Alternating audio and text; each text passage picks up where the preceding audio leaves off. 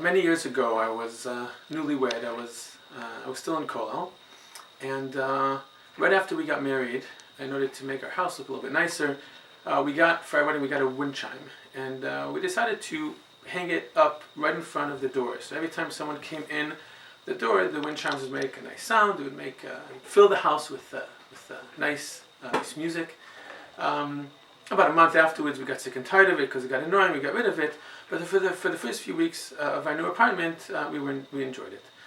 So comes the first Shabbat, and before Shabbat, I'm kind of rushing to get ready, set the Shabbos clock, turn off the light on the refrigerator, all the other things, and suddenly I noticed the wind chime above the door, and I think to myself, well, I got to take it down before Shabbat, so I take it off the hook.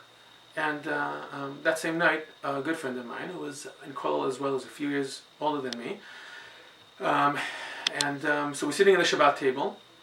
Suddenly he sees the hook at the top of right before the door, and I said, and he says to me, "What's that hook for?" And I said, "Well, we had wind chimes. We put them up, and I took them down before Shabbat." So he says to me, "Well, why did you take them down?"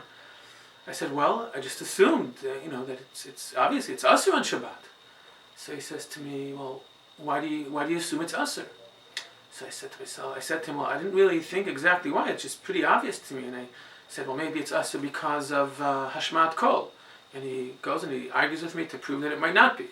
And I think to myself, well, maybe it's Asur because of Tikkun Klei, maybe because the same reason you're not allowed to use a musical instrument. And he argues with me about that and says maybe not so.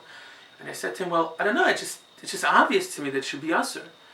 And then he told me the following quote from the Rumba, and it really shook me up and changed how I view Shabbat and changed something very fundamental about how I see Torah. He says to me the following. He quotes the following sentence from the Rambam. The Rambam says the following in one of his letters. Hakol asur, hakol mutar, chutz mima she'asur. Everything is permissible except for what is prohibited. And I couldn't believe that this is a quote, and we looked it up and we found it. And the perspective that this friend of mine was trying to give me, which is what the Rambam says, is that most of us have this natural assumption about Torah, mitzvot, and Shabbat, that the fundamental approach is one of restriction. That we view Torah, and we definitely, I think, many of our kids and our students have this feeling that first and foremost, the basic feeling about Torah mitzvot is one of things that are not allowed, of restriction and what you're not allowed to do. And you might be able to do a few things if someone tells you it's mutar. But the Rambam comes and says, no, the fundamental approach to the world is one which is positive.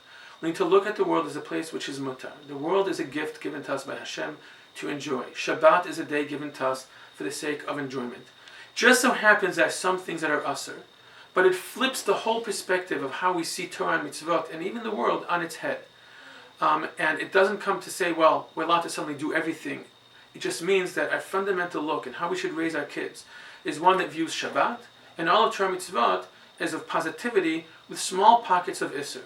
Now, of course, you need to learn and to study to know what exactly is mutar asur, but your fundamental look at the world and as Shabbat is of positivity, of one that things are mutar, and we need to learn to discover what is asur, not the opposite. Shabbat Shalom.